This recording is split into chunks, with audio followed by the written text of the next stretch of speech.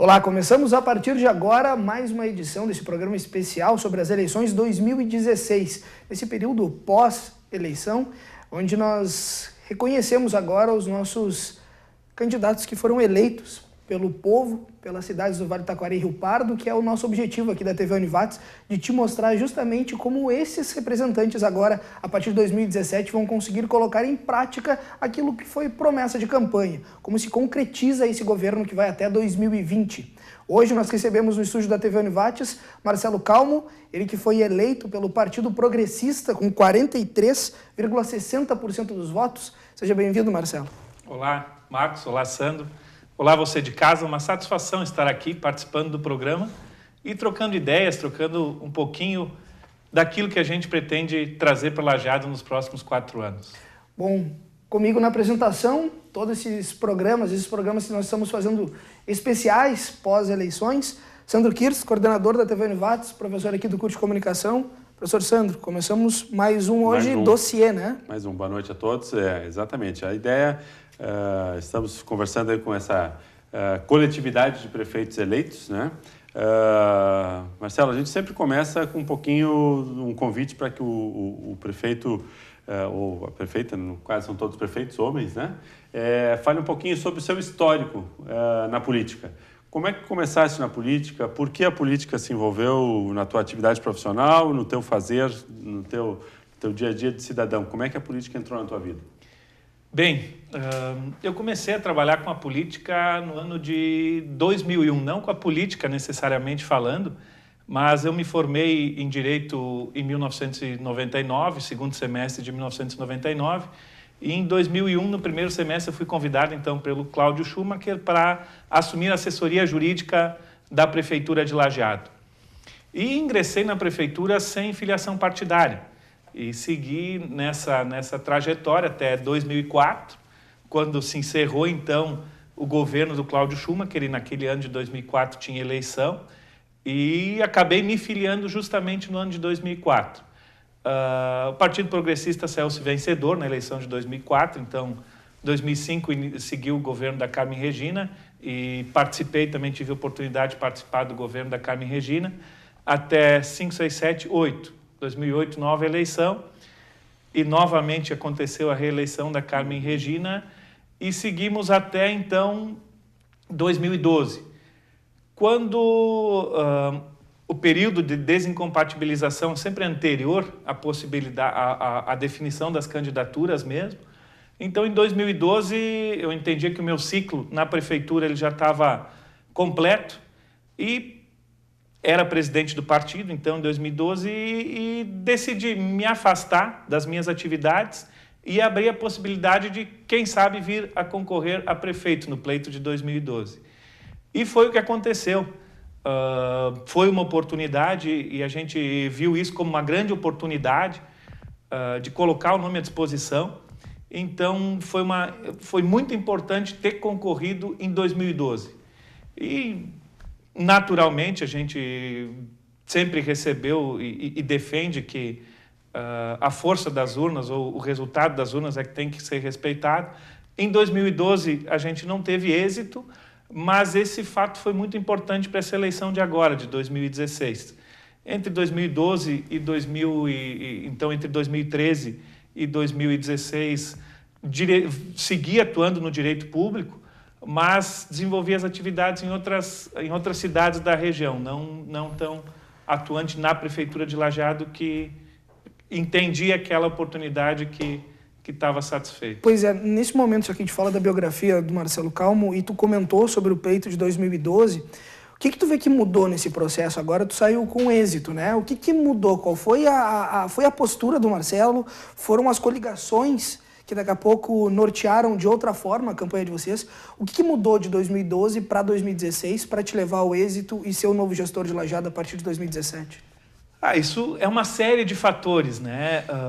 A gente não tem o resultado preciso do que foi fundamental que aconteceu nesse ano e não aconteceu em 2012, mas uma série de fatores. Desde a legislação que aconteceu, uma série de mudanças, desde as mudanças políticas no país, que também tiveram um reflexo muito importante, desde a postura do cidadão, do eleitor, que passou a ter mais preocupação com a política, isso é muito bom. O eleitor ele passou a ser mais questionador, ele exige uma maior participação, e isso é muito importante.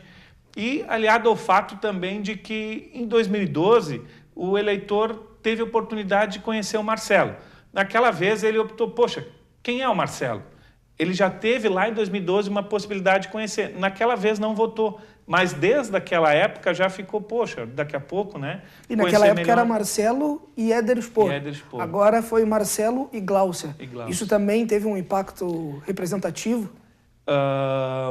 O nome da Gláucia foi um nome buscado justamente pelas pesquisas que a gente fez antes, no período pré-eleitoral.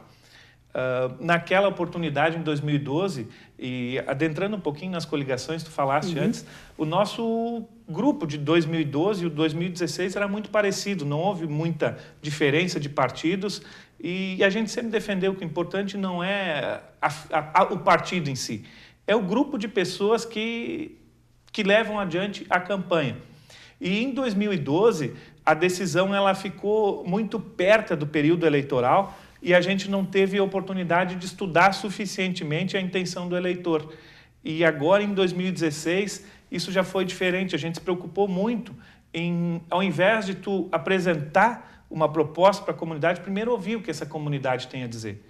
E então, a gente se preparou preventivamente melhor agora na eleição de 2016 do que na eleição de 2012. E esse é outro fator muito importante. Nós, no primeiro ato de campanha em 2016, que conseguiu formar um grupo, né? Esse grupo estabeleceu, bom, nós não vamos fazer o loteamento da prefeitura por partidos, não vamos fazer a divisão de cargos em comissão por partidos e não tínhamos o candidato escolhido ainda. Então, se definiu alguns princípios, esses princípios foram apresentados para a comunidade e esse grupo também estabeleceu o seguinte, que olha, que o candidato ele sai de uma pesquisa pesquisa pré-eleitoral, não eleitoral, né, mas uma pesquisa interna que os partidos fariam e veriam quem seriam os nomes mais indicados, então, para representar esse grupo. E aí que o nome do Marcelo Calmo também, pelo fato de ter concorrido em 2002, apareceu com força e teve e foi muito importante para que essa candidatura viesse a se consolidar. Marcelo, tu faz bastante referência a essa questão de um grupo. Ok, então um grupo ali tem uma articulação, tem uma organização. Quem é esse grupo ou o que é que a gente pode esperar desse grupo? Esse grupo ele tem provavelmente, com certeza, uma força muito forte do PP, que é o teu partido, que tem um histórico, costuma se dizer em Lajeado que o PP parte aí de 30% dos votos, né, que já seria mais ou menos o seu coeficiente eleitoral inicial, né?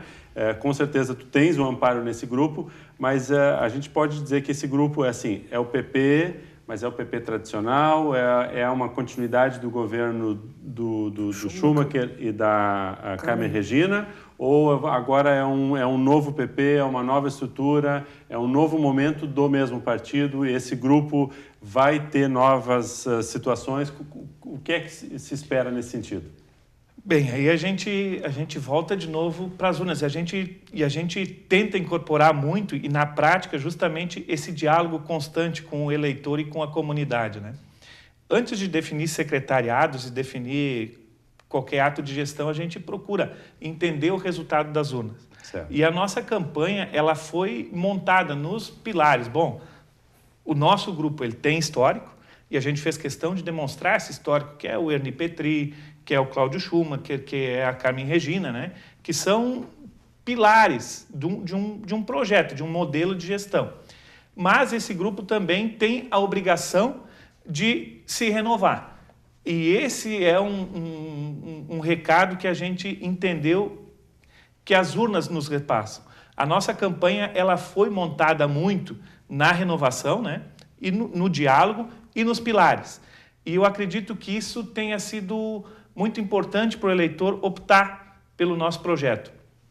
Um grupo com renovação, com pilares consistentes, porque sabe a ideologia que se vai seguir, né?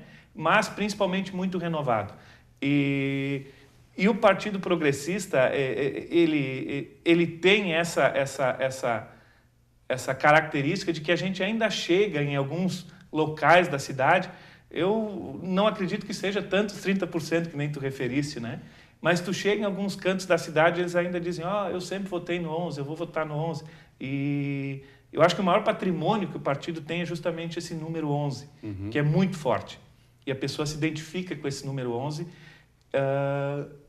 A tendência é ir diminuindo isso, porque as novas gerações elas vêm e se escuta muito, por outro lado, também, que o eleitor busca votar na pessoa agora mais do que no partido. E é uma nova ideologia, uma nova mentalidade política que se constrói, que a gente pretende estar entendendo isso para sempre estar apresentando uma boa proposta para a comunidade. Marcelo, a gente pode entender esse teu discurso um pouquinho também como um discurso para o partido? No momento que tu diz assim, vamos entender as urnas, tu também está dizendo para as estruturas formais do partido, olha, aquilo que a urna colocou é o que vai nos amparar nas decisões, portanto não adianta pressionar, não adianta querer voltar para as estruturas formais do passado se temos que apontar para situações novas. Quer dizer, esse teu recado ele não é só para mercado, para eleitor, para a sociedade, mas também para o partido? Mas isso a gente até já teve a oportunidade de conversar internamente no partido, né? E nós temos que ter coerência com aquilo que foi feito na campanha, com o que foi avalizado pelo eleitor e com o que se vai ter sequência. Então, é justamente isso que estamos preocupados e vamos dar sequência nesse rumo das coisas, nesse rumo natural. Perfeito. Vamos para o intervalo, né? Já chegamos ao final do primeiro bloco. Na sequência, voltamos aqui. Muitas questões aí para a gente poder conversar com o prefeito eleito de Lajeado, Marcelo Calmo.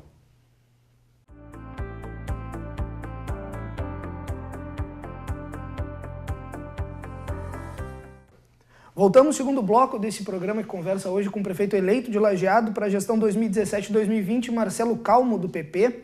A gente terminou o outro bloco falando justamente sobre essa questão da transição, né? Chegamos a tocar em alguns assuntos, professor Sandro, sobre a questão de como vai ser a questão dos secretariados. A gente poderia dizer, e retornando agora com o programa, que nesse período de transição, Marcelo Calmo, junto com Gláucia e a coligação que foi eleita pelo município de Lajeado, vai criar as pastas, os representantes das pastas, com pessoas mais técnicas ou com pessoas que vão ter uma tendência partidária ao PP ou à coligação? Enfim, como é que vocês vão pensar e já começam a colocar isso em prática, né? Porque a gente já está entrando nesse período de discussão justamente com o governo atual, né? O pessoal tem muita angústia para saber quem serão os secretários. Nomes, né? Nomes, o pessoal quer nome. E nós estamos conversando, né? Escutando diversas pessoas que nos apoiaram na campanha, diversas lideranças da cidade, diversas pessoas envolvidas com a comunidade, para depois partir para a definição de nomes. Faremos um governo, posso dizer, equilibrado, né? Não vamos abrir mão do técnico e é muito fácil um técnico ser político, porque a melhor política que se faz é tu atender bem o cidadão. Então, a gente pode dizer que vai fazer um governo técnico-político e não vamos abrir mão de alguns políticos também no governo. Eu acho que aí, nesse quesito, sim, o equilíbrio se faz muito importante, porque já tivemos experiências de governos extremamente técnicos que não conseguiam se comunicar adequadamente com a comunidade ou com o eleitor. E foi um problema.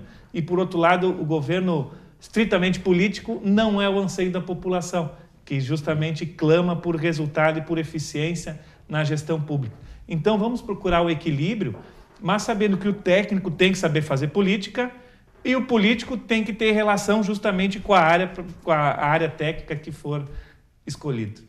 Como é que está essa transição, Marcelo? O que o Marcelo, o teu grupo espera encontrar na prefeitura? Em que condições vocês acham que vão começar lá a partir de janeiro? Será próxima, complementando a que vocês entregaram para o partido atual?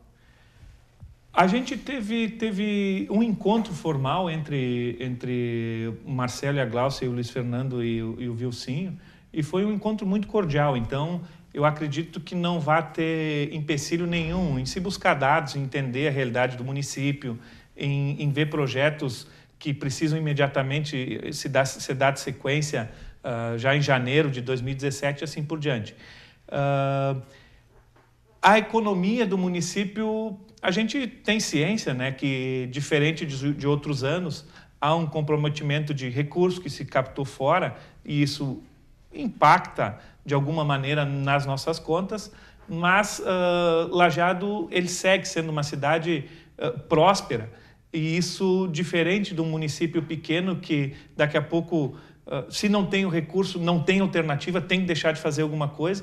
O município de Lajeado ele consegue fazer essa divisão equitativa das receitas e das despesas.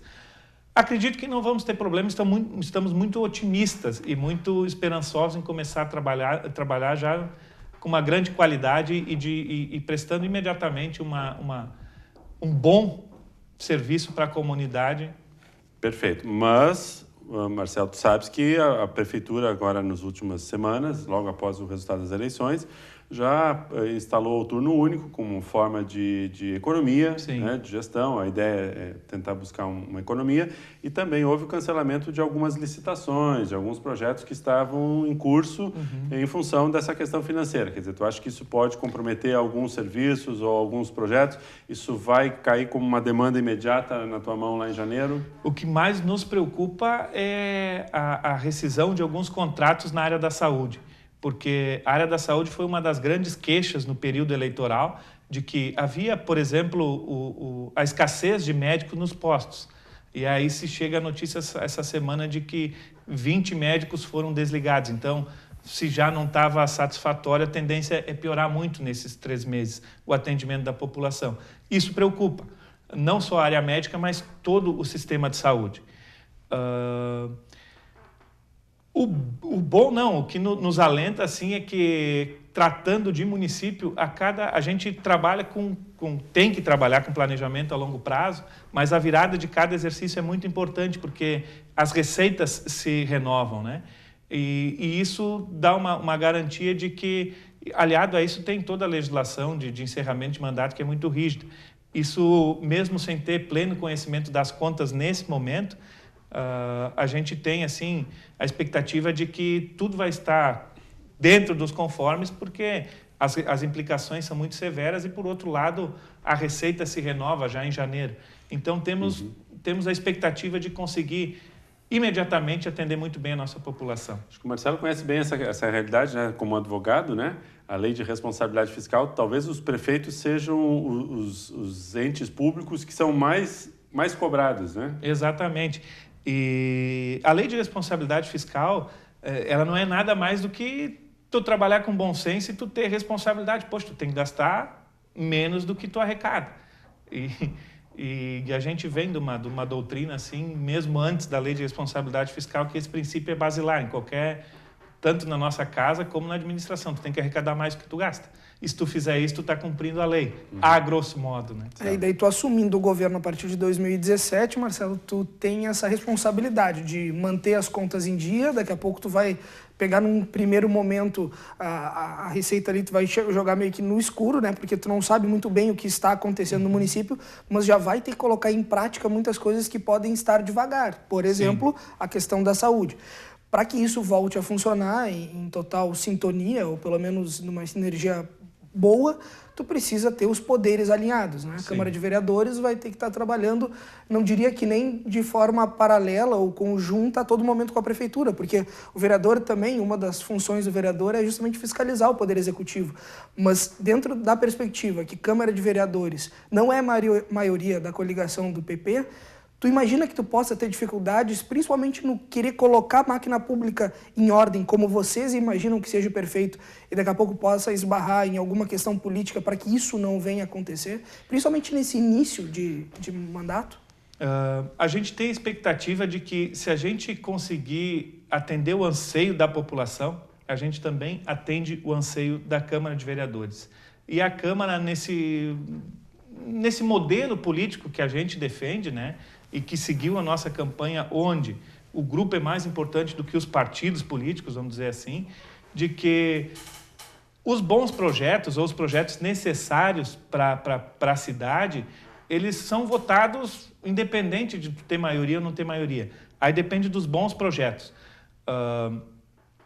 E nesse primeiro momento é muito importante a gente conseguir reativar todos os serviços que por acaso, que porventura não vão estar adequados ou não vão estar em funcionamento nesses 3 meses de encerramento do governo para o próximo.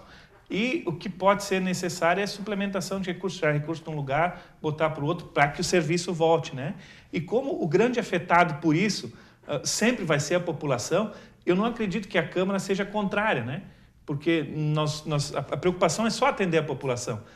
Nessa sistemática, o fato de não ter a maioria da coligação, ela não interfere, porque contamos com a satisfação da comunidade. Pois é, até porque foram 144 candidatos a vereadores no município e dessa perspectiva de que foram eleitos, nós temos uma renovação muito grande da Câmara, como nós temos, que vocês comentavam no bloco anterior, talvez uma renovação até do PP no Executivo. Pelo menos as caras, de certa forma, agora Marcelo Calmo muda um pouco de Carmen Regima e Schumacher, que a gente tinha nos anos anteriores.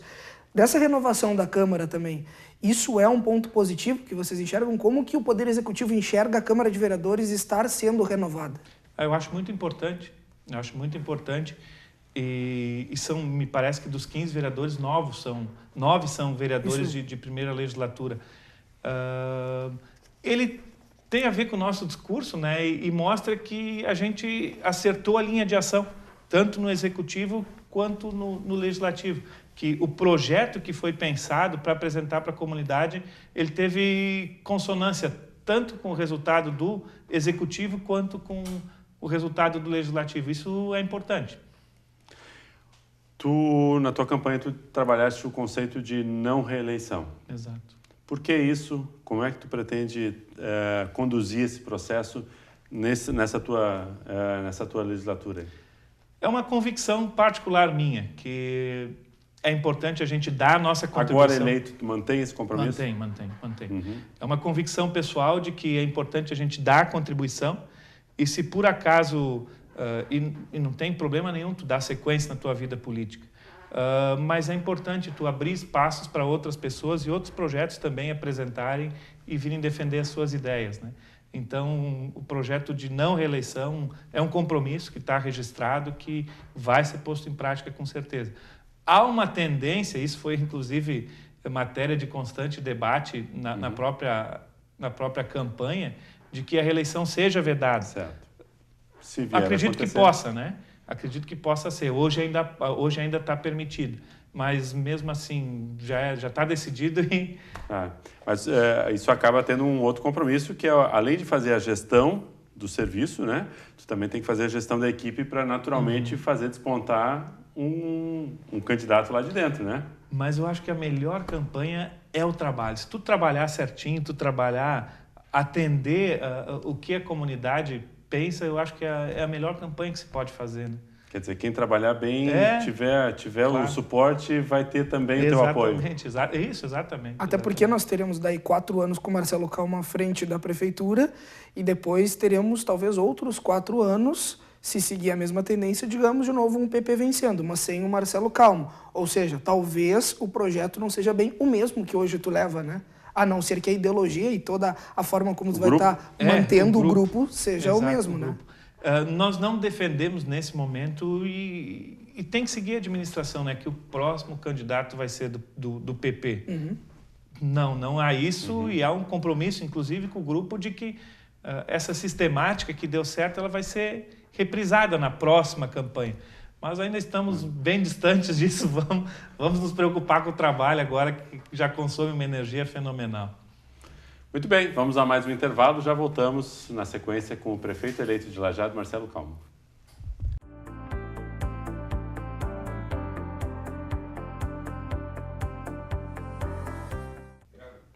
Com 43,60% dos votos, Marcelo Calmo foi eleito novo prefeito de Lajeado a partir da gestão de 2017 e 2020. Ele está conosco aqui na TV Univates, batendo um papo. Na verdade, esse programa é um compilado de informações que a gente consegue ter aqui do nosso candidato que foi eleito no município, assim como de outros municípios do Vale do Taquari e Rio Pardo que estamos entrevistando na TV Univates, para que sirva realmente como um compilado de informações, até para que o próprio eleitor, daqui a alguns anos, possa rever esse programa e saber, bom, Marcelo Calmo estava comprometido com essas ações, então a que ponto estamos. Acho que é um importante meio, né, professor Sandro? Esse é o serviço. Que a gente consiga, então, levar até a comunidade um retrato do que realmente está acontecendo e o serviço comunitário da TV Univates. Falávamos sobre, antes, a questão de transição no bloco anterior e agora chegamos à proposta de quais são as prioridades, né, e que Marcelo Calmo vai fazer daqui para frente. Por onde começa o governo Marcelo Calmo? Primeiro montando a equipe, né? E a gente, durante a campanha, a gente deixou muito expresso e sempre teve a oportunidade de falar, reprisou isso, que as nossas prioridades são saúde, educação, segurança e a infraestrutura, né? E nós já estamos trabalhando, começamos pela saúde. Estamos trabalhando num contato sistêmico, tanto com a Univates quanto com o Hospital Bruno Born, para a indicação de um secretário em sintonia com esses pilares da cidade, tanto o hospital quanto Univates e prefeitura, porque são pilares que responsáveis pelo desenvolvimento da nossa cidade também. Então, e hoje, casualmente, já estive conversando com o pessoal da Univates lá. Eu falava 250 na campanha, hoje eles me corrigiram, são 300 cidades que têm hospital e faculdade de medicina no Brasil, dos 5 mil e poucos municípios. Por isso, nós necessariamente já estamos em outro patamar, né? Uhum. E temos essa obrigação e acreditamos que a interligação entre hospital, Univates e município vai dar um salto muito grande na qualidade da nossa saúde, porque o curso de medicina está avançando e a legislação já impõe que no primeiro semestre de 2018 esses médicos eles atuem na saúde pública também.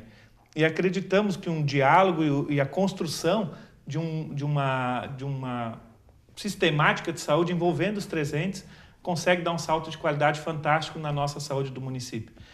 Educação, a nossa maior dificuldade é falta de vaga em creches, que ele deixa de ser um problema da educação e passa a ser um problema social, porque é o pai ou uma mãe que tem que deixar de trabalhar para ficar cuidando da criança em casa. Sempre bom esclarecer que o compromisso maior do município na educação é a educação infantil, né? Porque até as séries iniciais ali, fundamental, né? Isso. Depois o Estado assume fortemente o ensino médio e o ensino superior é de outro nível. Aí daí né? já fica em outro nível. Sim.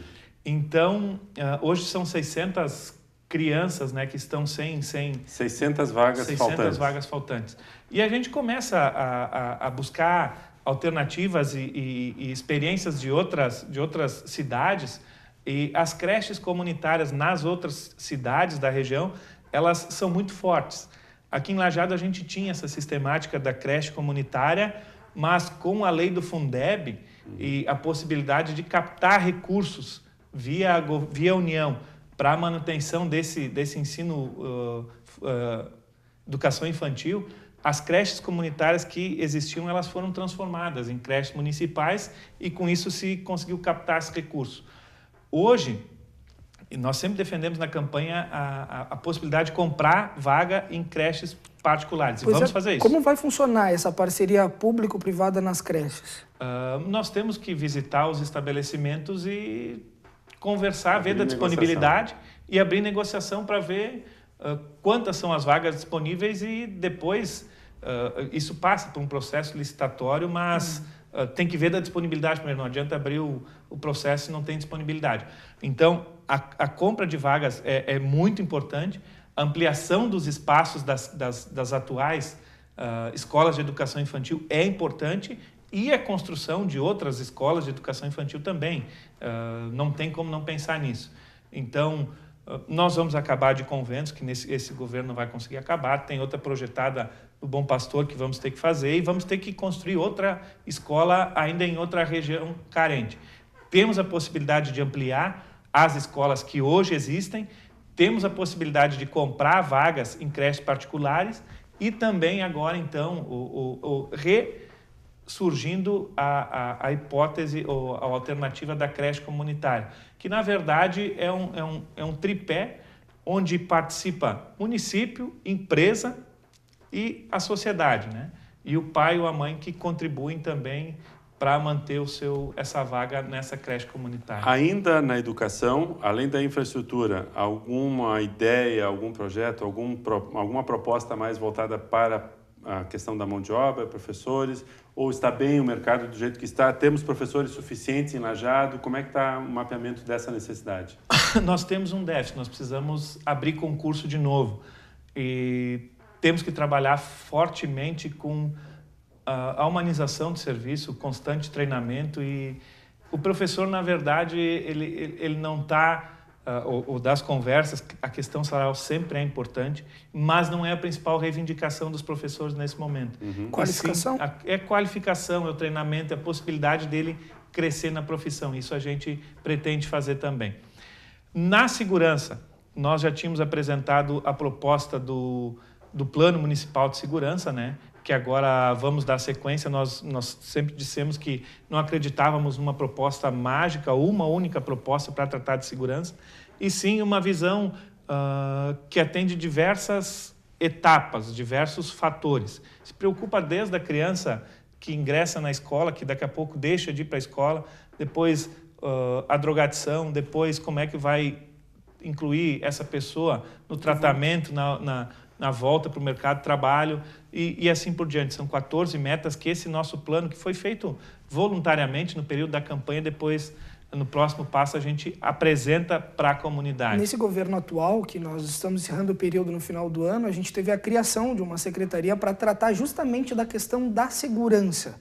Inclusive, o secretário dessa pasta era um secretário da pasta de cultura do governo anterior da Carmen Regina.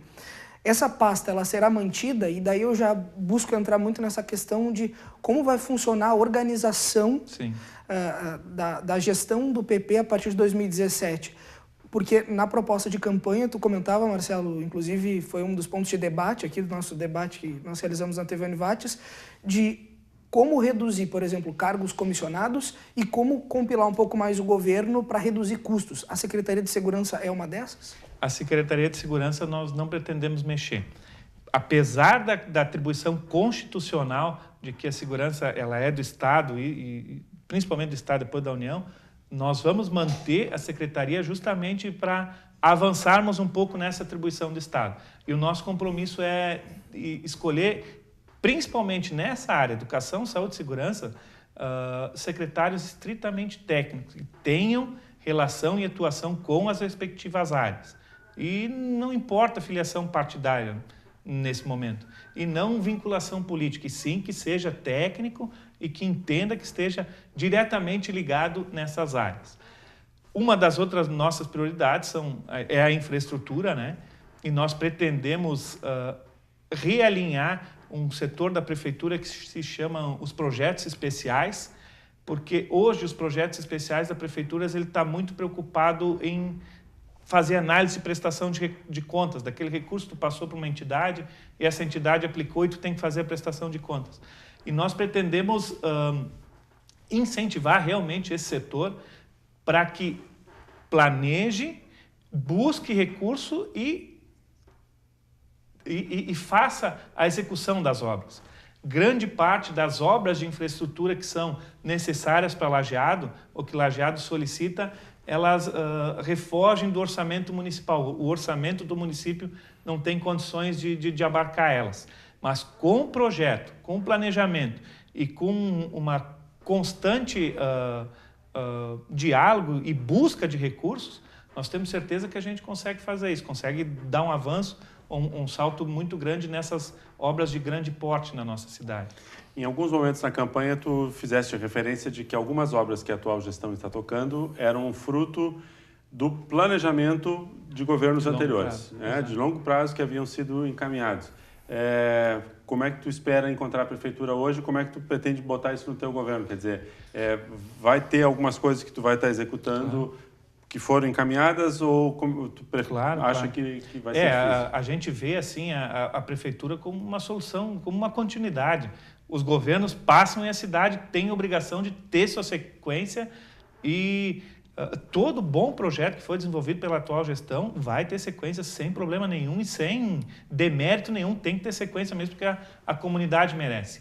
E grandes obras que iniciaram nesse governo só foram possíveis justamente porque foi o governo antecessor que deu início.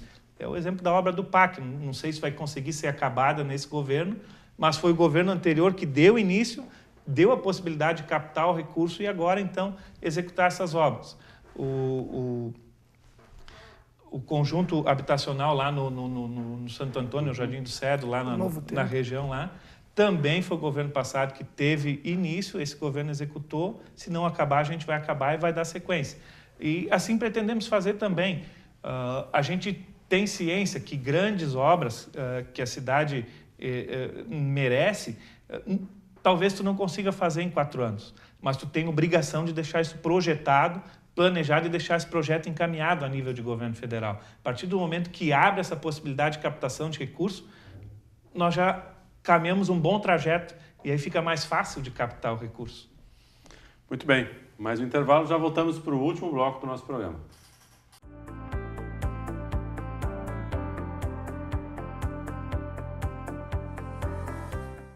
Voltamos, quarto e último bloco desse programa especial, pós-período eleitoral. A gente teve o pleito de 2016, onde elegemos os nossos representantes para 2017 e 2020. Hoje conversamos com Marcelo Calmo, que foi eleito com mais de quase 20 mil votos em Lajeado, né? 19.969 votos, para ser preciso. E hoje, então, ele vai comandar, a partir de 1º de janeiro, o município de Lajeado. Partido Progressista, em uma coligação que dá para dizer que foi um pouco mais enxuta, né, talvez, e que vai estar comandando, então, o município a partir de janeiro.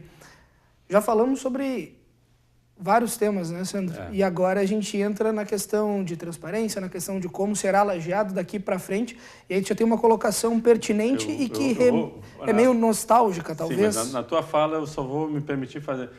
esperava esta votação ou como é que tu vê o resultado da eleição? A gente vinha fazendo monitoramento da tendência do voto e a gente ficava surpreso, assim, e o envolvimento das pessoas nos deixava muito tranquilo e muito agradecido, tanto que os últimos dias de campanha foram mais de agradecimento mesmo, porque a gente sentia que a campanha ela passou a andar sem os candidatos. E isso, quando a gente consegue fazer isso, que a cidade compra a campanha, ou passa a se identificar com o projeto, é muito bom. Não tem receita, porque se tivesse receita, o cara que fosse comercializar isso estava milionário.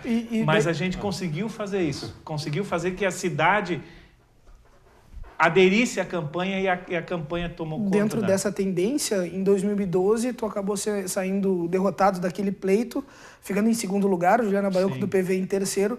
E agora a gente teve uma finalização de período eleitoral, talvez por muitos uma surpresa pelo fato de o atual gestor do município ter ficado em terceiro lugar, né? A delegada Márcia em segundo e Marcelo Calmo em primeiro. Isso para ti foi um espanto e para os colegas de campanha, ou era mais ou menos a tendência que vocês esperavam? E isso também talvez sirva de alerta para o governo que está vindo por aí, em perceber alguns erros do que aconteceram agora para que não venham a acontecer para 2017? Foram erros do atual governo ou é o preço também do contexto federal? As duas coisas.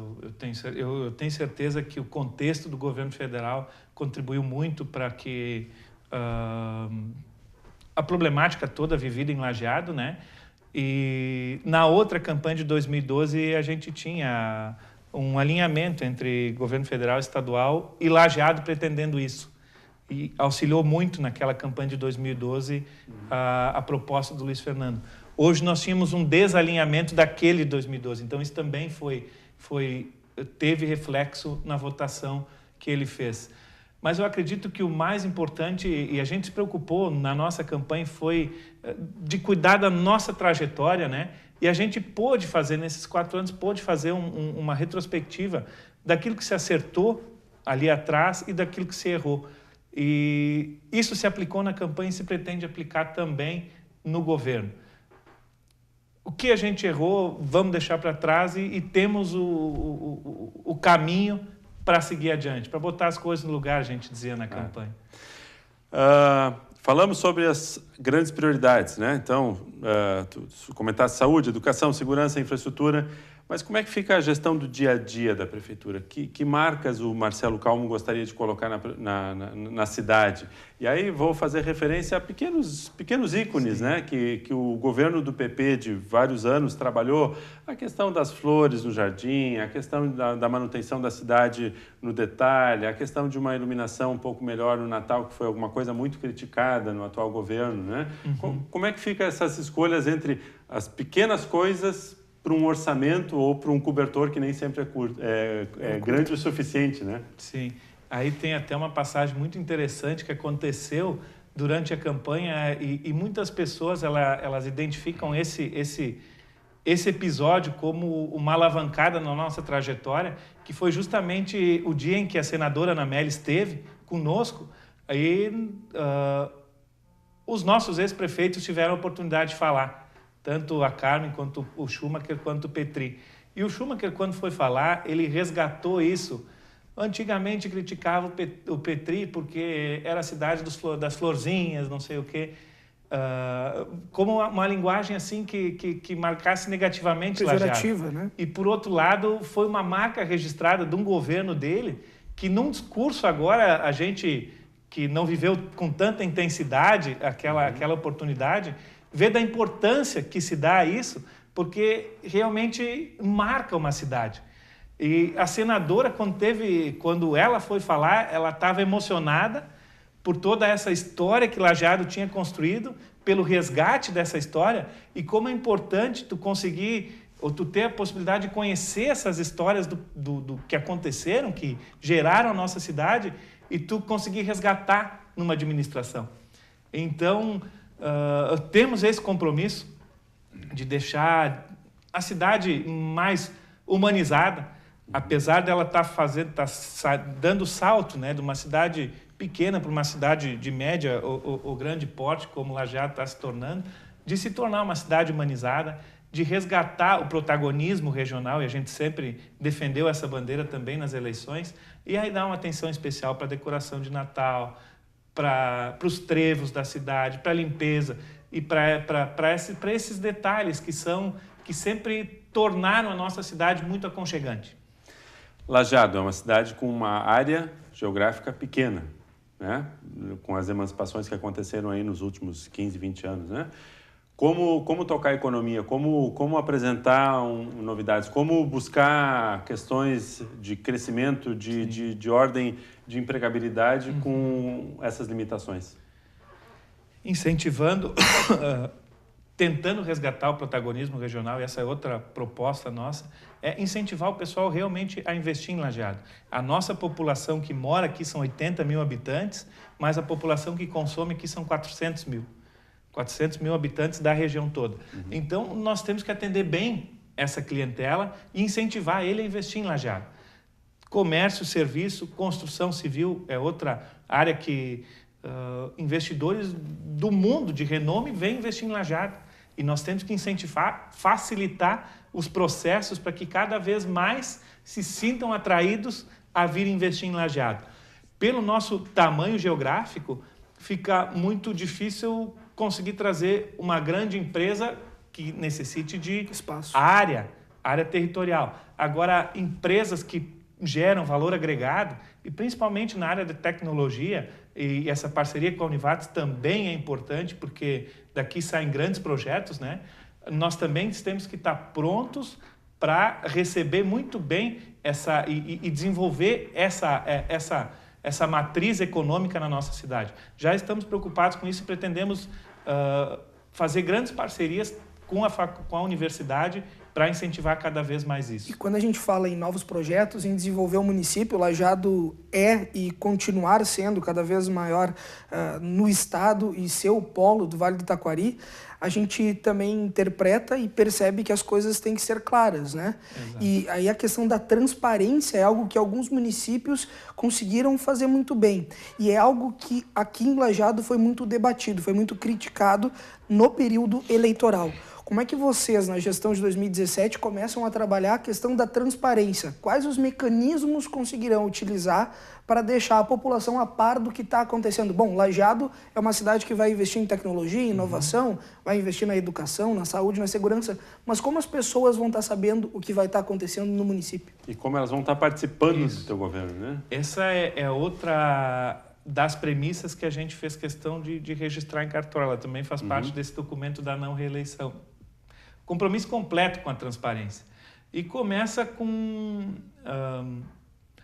uma atenção toda especial com a Câmara de Vereadores. Primeiro com o controle interno, que é o primeiro freio da Prefeitura, né? Nós temos muito claro para nós que quanto mais tu investir em treinamento do controle interno, mais tu vai estar investindo no resguardo do prefeito, porque o primeiro ato lá que avisa quando alguma coisa está desconforme é o controle interno. Uma relação de parceria com a Câmara de Vereadores, que o principal papel do vereador é justamente fiscalizar. Então, um respeito e incentivar a independência dos poderes legislativo, executivo e judiciário, cada um com a sua importância retilínea e assim por diante. Um contato constante com o Observatório Social e a nossa primeira ação pós-campanha foi justamente participar do encontro dos... não vou dizer brasileiro porque não estava todo o país, mas foi do sul. Era um encontro do Observatório Social de vários locais. De vários locais. E nosso primeiro ato como pós-campanha foi justamente prestigiar esse evento do Observatório Social, porque é a comunidade participando e fazendo voluntariamente um papel que daqui a pouco só vem a incrementar ou vem dar mais resguardo para as ações do Poder Executivo. E sem contar na transparência. Nós temos obrigação o mesmo sistema de informática que a gente usa aqui é usado por Venâncio Aires, é usado por Montenegro, e lá eles conseguem índices muito bons no repasse das informações que a sociedade solicita da Prefeitura. Então, nós temos tudo para desenvolver isso, basta ter a predisposição para fazer. Marcelo, 1 minuto, para um olhar, uma projeção tua. Acho que um bom gestor é aquele cara que também não só acompanha, mas também sonha, né? Como é que tu sonha Lajeado em 2020, quando tu estiver entregando a Prefeitura? Como é que tu vê o município? O que tu gostaria de estar entregando? Eu gostaria de estar entregando com uma cidade alegre, né?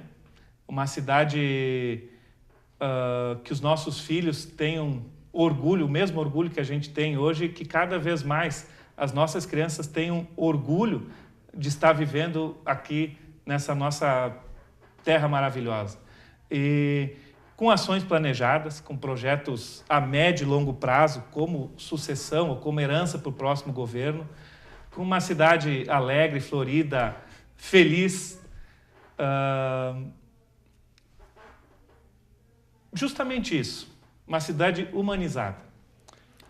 Encerramos assim? E os 30 segundos... Com os 30 segundos finais, então, para Marcelo Calmo, por favor, mensagem final, então, não só para os teus eleitores, mas todos os munícipes. Afinal, 2017 começa Marcelo Calmo, Glaucia Schumacher, e nós teremos a representação de vocês. Então, tuas palavras finais. Então, a gente agradece o carinho e a prestação de vocês para estar conhecendo um pouco mais das nossas ideias e convidamos justamente você que está em casa, a participar da administração de Lajeado. Você é muito importante e os nossos projetos, eles têm a necessidade de escutar o que você está falando e o que você pretende para a nossa cidade. Com isso, conseguiríamos atingir esse objetivo de lhe entregar uma cidade alegre, uma cidade humana, florida e com um futuro magnífico pela frente. Muito obrigado pela atenção e até a próxima oportunidade. Valeu, Marcelo, obrigado. Sandro, valeu, obrigado. Até a próxima oportunidade. Até a próxima oportunidade. Esse é o melhor momento da eleição, pós-eleição, porque depois os problemas começam, né? Pois é, teve até um candidato, um cidadão que a gente encontrou aí no decorrer da caminhada e ele já tinha muita experiência em eleições, e eu conversando com ele, mas não sabia que ele tinha muita experiência, ele disse, cara, aproveita bastante a noite de domingo, que vai ser a noite mais alegre da tua vida nos próximos 4 anos. Tomara que não. Tomara que a gente tenha várias noites felizes ao longo desses 4 anos. Muito bem. Encerramos assim mais um programa sobre as eleições municipais 2016. Hoje conversamos com Marcelo Calmo, que será o representante dos munícipes de Lajeado a partir de 2017 até 2020. Nós retornamos na programação com outros eleitos toda segunda-feira com um programa inédito aqui na TV Univates. Até lá.